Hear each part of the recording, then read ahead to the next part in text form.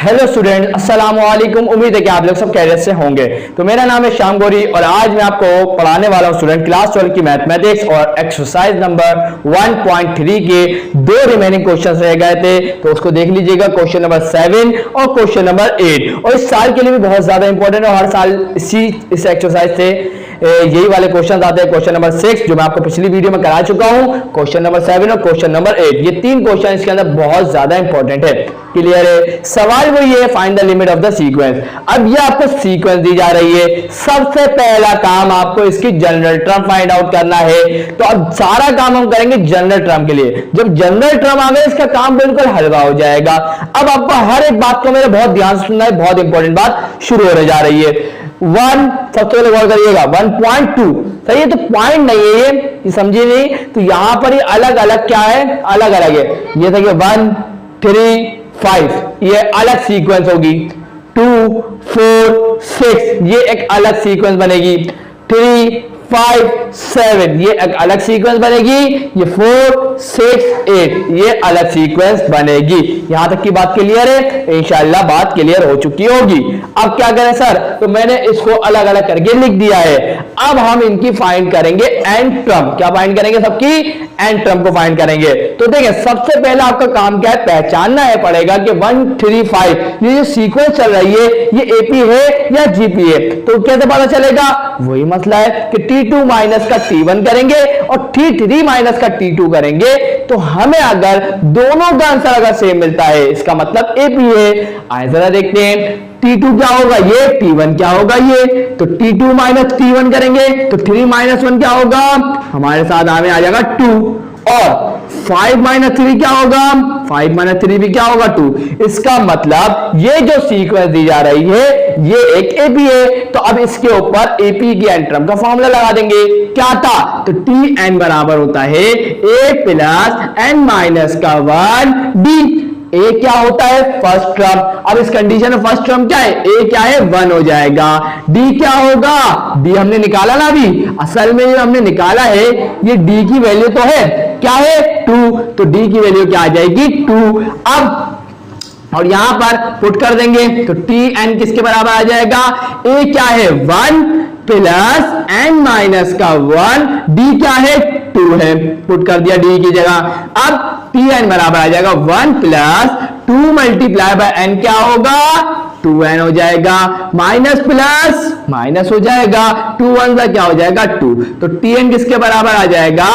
-2 + 1 क्या होगा? माइनस का 1 होगा। इस तरीके से पहली एंड टर्म को हमने फाइंड आउट कर लिया। क्या है? 2n माइनस का 1। इतनी बात क्लियर। अब आगे बढ़ते हैं। आगे क्या लिखा हुआ है 2 4 6। अब ये भी पता होना चाहिए कि ये भी एक एपी है या जीपी है। तो देख कर लेते हैं। क्या बोला? T2 माइनस T1 करेंगे तो T2 क्या है 4, T1 क्या होगा? फर्स्ट टर्म होती है तो ये होगा 2। तो ये क्या है 4 माइनस 2 क्या होगा 2 होगा। अब इसी तरीके से देखेंगे third term minus second term. Third term क्या है 6 और सेकंड टर्म क्या है 4। तो 6 माइनस का 4 क्या होता है 2। इसका मतलब ये भी एक सीक्वेंस क्या है एपी है। तो एपी वाला एंड टर्म का फॉर्मूला लग गया क्या है t n a plus n minus का 1 डी। अब ए क्या होगा? फर्स्ट टर्म वैसे बता चुका हूं, तो इसके अंदर फर्स्ट टर्म क्या है 2, तो ए की वैल्यू क्या आ जाएगी 2 और डी की वैल्यू हमने अभी निकाली ना, क्या आई है वो भी 2 आई है, तो ये आ गया 2। अब पुट कर देंगे तो टी एन बराबर आ जाएगा ए की वैल्यू क्या है 2, तो ए की जगह क्या आ गया 2 प्लस एन माइनस का 1, डी की जगह क्या आएगा 2 आ गया 2। तो जल्दी से देखिएगा टी एन बराबर आएगा 2 प्लस 2 मल्टीप्लाई बाय एन क्या होगा 2n माइनस का 2 प्लस का 2 माइनस का 2 कैंसल, तो tn बराबर आ जाएगा किसके 2n के बराबर आ जाएगा। क्लियर यहां तक की बात? अभी तक दो एंड टर्म मालूम हो चुकी है। अब इन दोनों को भी देख लेते हैं। 3 5 7 तो ये एक एपी है। मैं आपको पहले ही बता देता हूं कैसे। 5 में से 3 गया कितना बचेगा 2, 7 में से 5 गया कितना बचेगा 2। इसका मतलब एपी है। तो एपी का फॉर्मूला पहले से ही लिखा हुआ है, टाइम वेस्ट नहीं करना, डायरेक्ट लिखेंगे। ए क्या होगा इस कंडीशन में? क्या होगा 3 होगा, डी क्या होगा 2 होगा, क्योंकि आपको पता है 5 में से 3 गया कितने बजे 2 और 7 में से 5 गया कितने बजे 2। कॉमन डिफरेंस कितने का है 2 का है।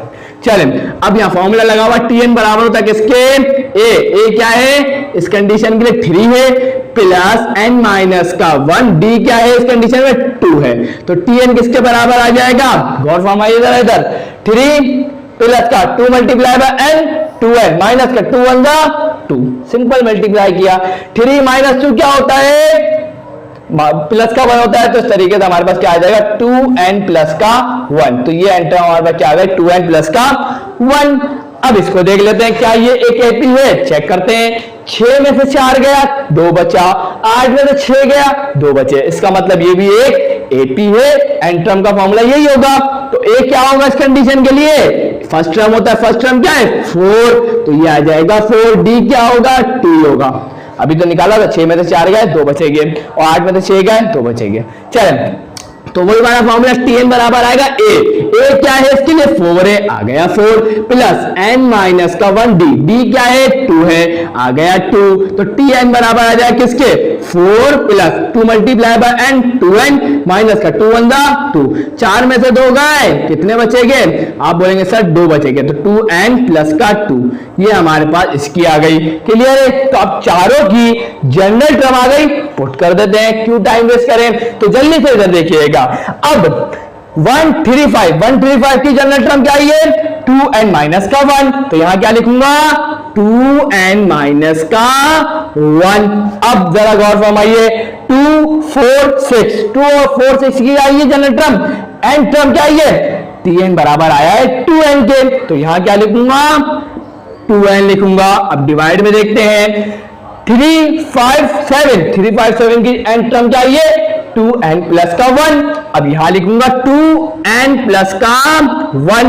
अब 468 की n टर्म क्या है 2n प्लस का 2, अब यहां लिखूंगा 2n प्लस का 2। इंशाल्लाह यहां तक कोई मसला हुआ, इंशाल्लाह नहीं हुआ होगा। अब ये तो हमारे सामने ये आ गया, अब क्या करें, इसका चार्ट वही डालना है हमारे को। अब लिमिट मालूम करने का बोला था, अब मैंने आपको हमेशा ये बात बोली कि जब लिमिट गिवन नहीं होती ना तो हम लिमिट को क्या पुट करते हैं इंफिनिटी। अब मैं यहां लिमिट क्या लिखूंगा लिमिट, अब यहां n दिखाई दे रहा है तो लिखूंगा n tends to infinity a n equal to, अब यहां भी लिमिट आ जाएगी, limit n tends to infinity क्या है 2n माइनस का 1 into 2n divided by 2n plus का 1 इंटू 2n प्लस का 2। इंशाल्लाह यहां तक की बात क्लियर है, इंशाल्लाह क्लियर होगी। बहुत आसान सा काम बचा है, जल्दी से देखिएगा, बहुत आसान सा काम है, हलवा काम है बिल्कुल। देखिए अब आपको मैंने एक बात और बताई थी, अगर लिमिट अप्रोच करती है इंफिनिटी के ऊपर तो उस वक्त आप सिर्फ क्या करेंगे कॉमन लेना होगा। अब कॉमन लेना शुरू करते हैं, तो देखिएगा स्टूडेंट्स, सबसे पहले 2n माइनस के 1 में से मैं ले रहा हूं n को कॉमन, किसको ले रहा हूं लिमिट, पहले तो ये पुट कर देता है n टेंड्स टू इंफिनिटी। अब इस वाले ब्रैकेट में से मैं क्या कर रहा हूं n को कॉमन ले रहा हूं, मैंने लिया n को कॉमन, सही है, तो क्या बचेगा सिर्फ 2, ये आ गया 2, माइनस था आ गया माइनस, 1 था आ गया 1, लेकिन 1 के पास तो n नहीं था, तो जब नहीं था तो इसके डिवाइड में लिख दूंगा, बस आसान सी बात थी बिल्कुल। अब यहां देखिए इसमें से भी मैं n को कॉमन ले रहा हूं तो ये n कॉमन आ जाएगा, तो ये 2 अंदर रह जाएगा, बस आसान सा काम है। चलें आगे बढ़ते हैं, अब डिनोमिनेटर में देखते हैं, इस ब्रैकेट में से मैं n को कॉमन ले रहा हूं, ले लिया मैंने n को कॉमन, अब बचेगा क्या 2 आ गया 2 प्लस आ गया प्लस, उसके बाद 1 आ गया, अब 1 के पास तो n नहीं था तो इसके डिवाइड में लिख दूंगा, कोई बड़ी बात नहीं थी। अब इस ब्रैकेट में से देखें तो क्या होगा 2 और n दोनों को कॉमन ले सकता हूं, तो मैंने सिर्फ 2 और n को नहीं ले रहा, सिर्फ किसको लूंगा इस ब्रैकेट में से n को कॉमन ले रहा हूं, तो मैंने लिया n को कॉमन, उसका ब्रैकेट लगाया, अब मैंने n को कॉमन लिया तो बचा क्या 2, तो ये आ गया 2 प्लस का, अब यहां इस 2 के पास तो n नहीं था तो अब इसके डिवाइड में लिखूंगा, तो 2 के डिवाइड में क्या आ जाएगा n आ जाएगा। इंशाअल्लाह ये बातें आपको क्लियर हो चुकी होगी, कोई कंफ्यूजन नहीं होगी। अब क्या करें सर, तो भाई देखिएगा ये वाले n से ये वाला n कैंसिल, ये वाले n से ये वाला n कैंसिल, अब हम लिमिट को अप्लाई कर देंगे, और आप ऐसे आसानी बात बताऊं तो आप 2 को भी कॉमन ले लीजिए, क्या ले लें 2 को भी कॉमन ले लीजिए ताकि आपके लिए आसानी हो। तो जब 2 को कॉमन लेंगे तो होगा क्या, देखें जब इस ब्रैकेट में से 2 को कॉमन लेंगे तो बचेगा क्या, सिर्फ 1 बच जाएगा और यहां भी 1 बच जाएगा। क्या आ जाएगा, ये यहां भी 1 और आएगा यहां भी 1, ये 2 आ जाएगा। 2 है ना हमारे पास, क्या आ जाएगा कॉमन। तो ये वाला n से ये वाला n कैंसिल, ये वाले 2 से ये वाला 2 कैंसिल। अब मैं लिमिट को अप्लाई कर देता हूं। लिमिट को अप्लाई करने का मतलब क्या है, n की जगह इंफिनिटी लिख देता हूं। तो देखिएगा क्या होगा, 2 माइनस का 1 डिवाइडेड बाय n की जगह इंफिनिटी आ जाएगा। फिर डिवाइड डिनोमिनेटर में आ जाते हैं, 2 प्लस का 1 n की जगह क्या आ जाएगा, इंफिनिटी आ जाएगा। फिर ब्रैकेट, सॉरी यहां ब्रैकेट नहीं आएगा, उसके बाद यहां एक और ब्रैकेट है, क्या है 1 प्लस 1 n की जगह क्या आ जाएगा, इंफिनिटी आ जाएगा। बस अब जल्दी से उसको थोड़ा सिंप्लीफाई कर लेते हैं। 1 डिवाइडेड बाय इंफिनिटी 0 होता है, तो ये हो जाएगा 2 माइनस का 0। क्लियर है यहां तक की बात, इंशाल्लाह क्लियर होगी। 1 डिवाइडेड बाय इंफिनिटी 0 और 2 प्लस 0 2 ही होता है। उसके बाद यहां देखें 1 डिवाइड बाय इंफिनिटी 0 और 1 प्लस 0 1 ही होता है। इस तरीके से क्या बचा, 2 डिवाइड बाय 2 और इस तरीके से हमारे पास आंसर क्या आ जाएगा, 1 आ जाएगा। यहां जाके सॉल्व हो गया, मुश्किल नहीं था, सिर्फ आपको जनरल टर्म निकालना आनी चाहिए। बाकी सिंप्लीफिकेशन तो मैं आपको पहले ही सिखा चुका हूं। क्लियर है, ये हुआ सवाल खत्म और ये बहुत इंपॉर्टेंट क्वेश्चन है, इसको जरूर प्रैक्टिस करिएगा, इंशाल्लाह 2022 में आने का चांस है। अब बढ़ते हैं क्वेश्चन नंबर 8 की तरफ, वो भी बहुत ज्यादा इंपॉर्टेंट है। सो यहां स्टूडेंट्स अब आप लोगों के सामने आ चुका है क्वेश्चन नंबर 8। जल्दी से देखते हैं इसको भी। देखिए लिखा हुआ है सीक्वेंस हमें दी हुई है सिंपल सी। अब ये अगर आप सीक्वेंस पे गौर करें ना ये आपको कहीं से एपी नजर आ रही होगी और ना ही आपको ये कहीं से जीपी नजर आ रही होगी। अब ये ना तो एपी है ना तो जीपी है, चेक भी कर लीजिएगा। 3 2 5 4 लिखा हुआ है और 2 3 4 5 लिखा हुआ है। अब इसको डिवाइड करके भी देख लीजिए, कोई भी सीक्वेंस नहीं बन रही होगी, ना तो एपी ना तो जीबी। अब इस कंडीशन में करें तो क्या करें, हमें तो बनानी है जनरल टर्म। अब बहुत आसान सा काम करेंगे। तो भाई देखिए 3 डिवाइड बाय 2 लिखा हुआ है ना, तो हम क्या करते हैं 3 को डिवाइड करवा देते हैं 2 से। तो मैंने क्या किया, 3 को डिवाइड करवा दिया 2 से। आए जरा देखते हैं तो क्या होगा, 2 2 हो जाएगा, 3 माइनस 2 क्या होगा 1। अब मैं इसको कैसे लिखूंगा, मिक्स फ्रैक्शन में लिखना चाहता हूं। इसको मैं कैसे लिखना चाहता हूं, मिक्स फ्रैक्शन में। कैसे लिखूंगा, ऊपर वाला साइड में आ जाएगा, आ गया। साइड वाला नीचे चले जाएगा, आ गया। नीचे वाला ऊपर आ जाएगा। तो ये हमारे पास आ गया मिक्स फ्रैक्शन में। इसको इस तरीके से लिखा जाता है, या तो आप इसको ऐसे लिख देंगे 1 प्लस का 1 डिवाइडेड बाय 2। दोनों सूरतों में बात एक ही होती है। क्यों, क्योंकि 2 1 2, 2 प्लस 1 3 डिवाइड बाय 2 ऐसे बोलते हैं। आप बोलेंगे सर ऐसे बोलते हैं, ये भी तो वही है। एलसीएम ले जरा इसका, एलसीएम क्या होगा 2 1 2, 2 plus 1 divide by 2, 3 divide by 2 आ जाएगा। क्लियर है, बात एक ही होती है ये। तो इसका मतलब क्या है, ऐसे लिखें या ऐसे लिखें, दोनों सूरतों में एक ही बात होती है। क्लियर है, चलें हमें क्या मिला 1 प्लस 1 डिवाइड बाय 2। तो मैं इसकी जगह क्या लिखूंगा 1 प्लस 1 डिवाइडेड बाय 2। फिर मैंने लगाया कॉमा। अब 2 को डिवाइड करवाएंगे 3 से, करवा देते हैं। कहां गया, 2 को डिवाइड करवाना तो भूल गया, सॉरी। देखिएगा 2 को डिवाइड करवाएंगे किससे, 3 से। चले देखते हैं क्या आता है, आगे देखिएगा। अब क्या हुआ, 3 1 ये आ जाएगा 3, 2 माइनस 3 क्या होगा, माइनस का 1 होगा। अब ऊपर वाला आ जाएगा साइड में, आ गया। साइड वाला आ जाएगा नीचे, आ गया। नीचे वाला आ जाएगा ऊपर, आ गया। तो अब मैं इसको ऐसे भी लिख सकता हूं 1 माइनस का 1 डिवाइडेड बाय 3। दोनों सूरतों में बात एक ही होगी। तो मैं यहां लिख देता हूं 1 माइनस का 1 डिवाइडेड बाय 3। क्लियर इतनी बात। अब आगे चलते हैं। तो देखिएगा स्टूडेंट आगे क्या लिखा हुआ है, 5 को डिवाइड करवा दो 4 से। तो मैंने बोला सही है भाई, करवा देता हूं। तो 5 को डिवाइड कराया 4 से, तो 4 1 4, 5 माइनस 4 1। वही वाली बात, नीचे वाला ऊपर आ गया, ऊपर वाला साइड में आ गया और साइड वाला नीचे आ गया। इसको मैं ऐसे लिख सकता हूं 1 प्लस का 1 डिवाइड बाय 4, 1 प्लस का 1 डिवाइड बाय 4। अब यहां लिख देता हूं कॉमा 1 प्लस का 1 डिवाइडेड बाय 4। चले भाई आगे आप लोग खुद बना लीजिएगा, बस बहुत इतनी मेरे लिए आज के लिए। चले अब इससे क्या पता चल रहा है, इससे मुझे ये पता चल गया स्टूडेंट्स कि यहां देखिए पहले यहां प्लस था, फिर हुआ माइनस, फिर हुआ प्लस। अब आगे करेंगे फिर माइनस आएगा, देख लीजिएगा।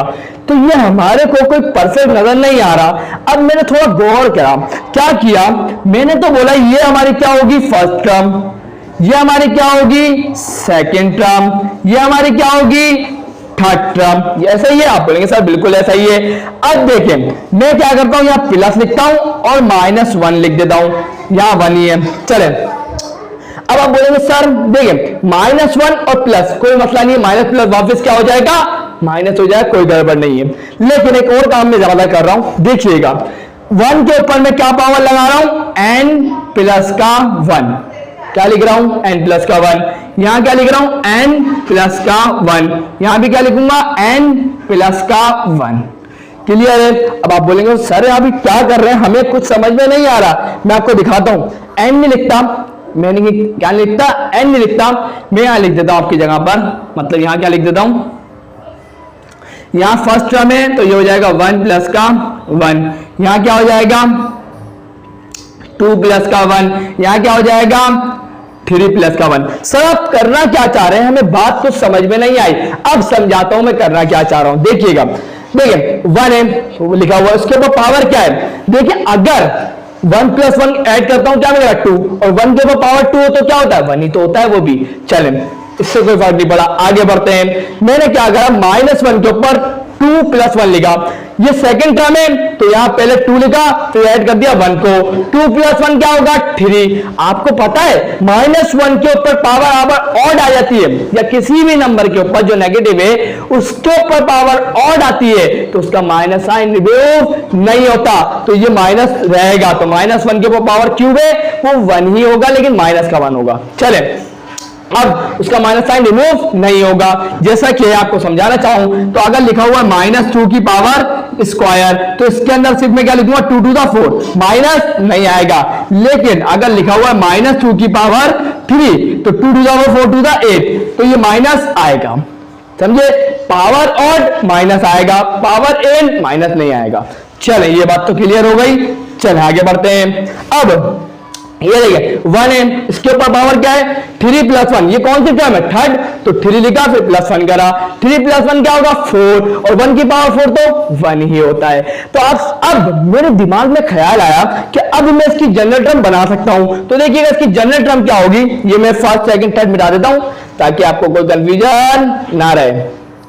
चलें अब इसकी जनरल टर्म क्या बन रही है वो देखिएगा, क्या बनेगी जनरल टर्म 1 प्लस का माइनस का 1, सब में क्या लिखूंगा माइनस का 1। क्लियर है, क्यों, क्योंकि हमें पता है हर जगह -1 लिखना पड़ेगा।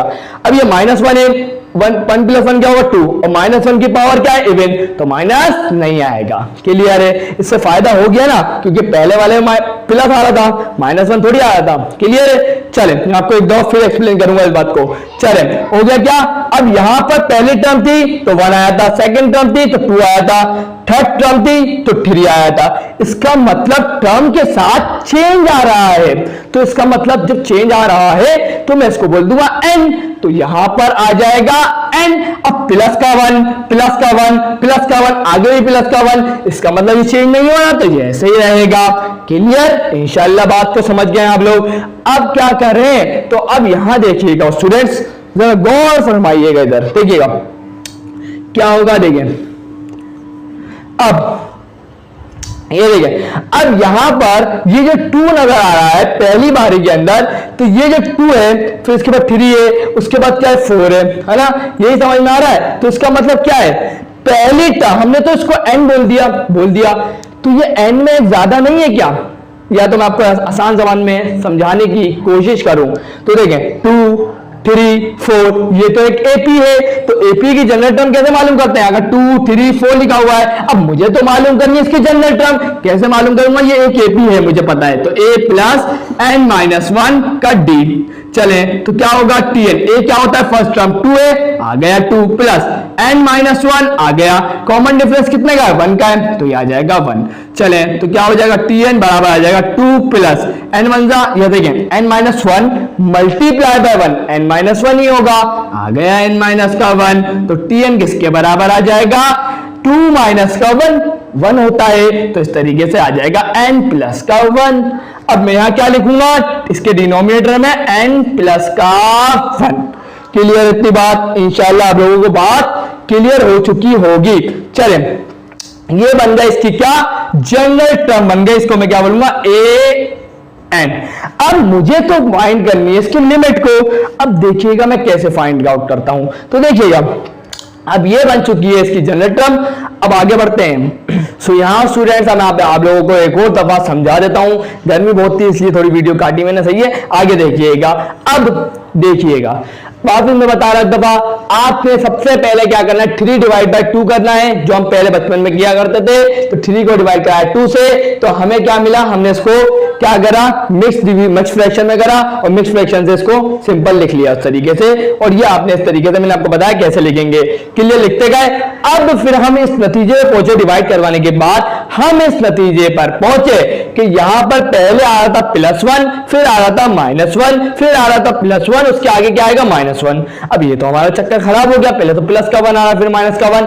तो हमने थोड़ा दिमाग लगाया, दिमाग ये लगाया, हमने बोला सबके बीच बीच में क्या लगा, तो प्लस प्लस प्लस, आगे सब में क्या आएगा, प्लस, और सबके साथ क्या लिख दो, -1 -1 -1, आगे भी सबके साथ क्या आएगा, -1 आएगा। अब ये तो गड़बड़ हो गई, अब -1 सबके साथ है तो -1 तो अलग चीज बन गई।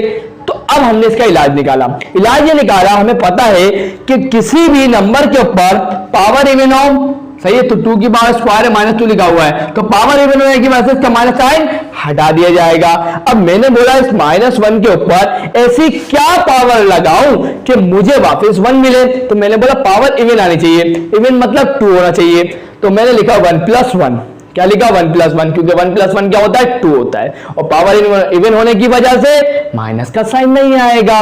इसी तरीके से -1 के ऊपर पावर ऑड होनी चाहिए, क्योंकि ये माइनस होना चाहिए यहाँ पर, तो इसके पावर क्या आनी चाहिए, ऑड। तो 2 + 1 क्या होता है, 3, और 3 एक ऑड नंबर है, ऑड होगा तो माइनस साइन नहीं जाएगा। इसके आगे अब क्या होना चाहिए, वापस इवन होनी चाहिए पावर। 3 + 1 क्या होगा, 4, पावर इवन, माइनस हट जाएगा। इस तरीके से प्रॉब्लम हो गया सॉल्व। अब और यहां देखिए 2 3 4 था। अब हमने बोला जनरल टर्म बनानी है हमारे को, तो an किसके बराबर होगा, देखिएगा यहां 1 है, यहां 1 है, यहां 1 है, आगे भी होगा, तो इसका मैंने बोला 1 होगा, फिर प्लस, फिर प्लस, फिर प्लस, आगे भी प्लस होगा, मैंने बोला प्लस भी होगा, -1 -1 -1, आगे भी होगा, तो यहां लिख दिया। अब देखो ऊपर देखिएगा जरा, ऊपर देखिए तो 1 + 1 है, सही है, फिर 1 यहाँ 2 + 1 है, फिर क्या है 3 + 1 है, तो 1 1 1 सबके साथ होगा, तो मैंने बोला 1 तो होगा ही होगा, प्लस का 1।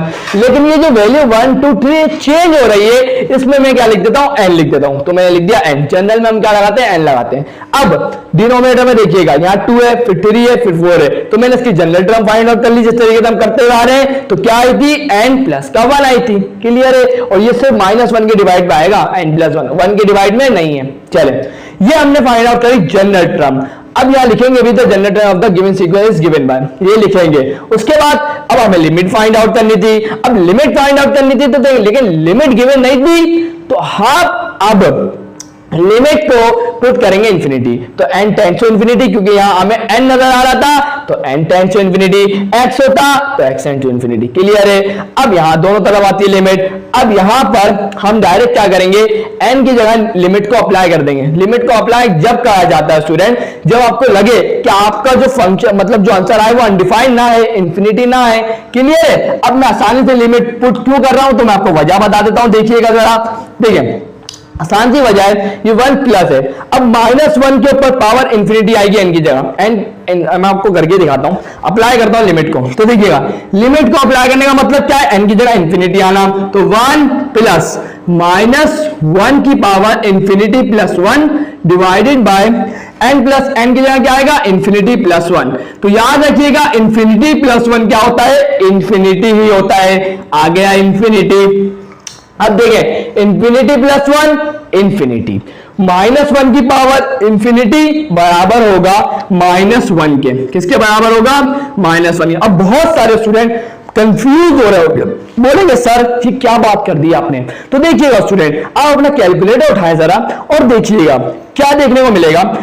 देखिए 1 की पावर इंफिनिटी क्यों 1 होती है, मैं आपको बताता हूं जरा। देखिएगा 1 के ऊपर अगर आप पावर लिख दें, 1 की पावर रखें 1 लैख, 1 लाख रखे तो आप देखिएगा आपको 1 ही मिलेगा। इससे क्या पता चलता है? इससे पता ये चलता है 1 के ऊपर पावर जितनी भी बड़ी आ जाए वो आंसर 1 ही देगी। तो 1 की पावर इंफिनिटी का मतलब क्या होगा?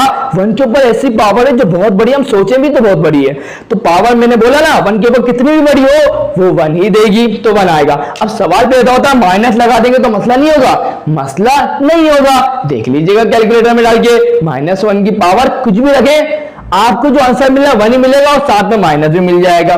क्लियर है? तो इसका मतलब -1 की पावर इंफिनिटी बराबर असल में क्या होता है?